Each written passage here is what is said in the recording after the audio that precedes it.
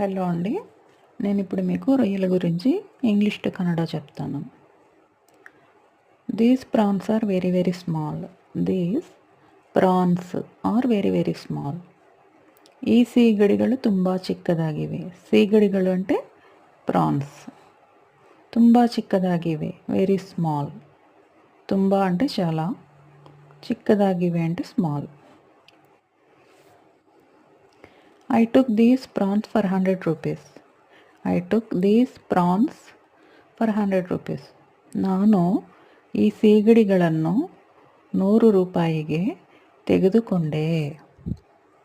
ನಾನು ಈ ಸೀಗಡಿಗಳನ್ನು 100 ರೂಪಾಯಿಗೆ ತೆಗೆದುಕೊಂಡೆ.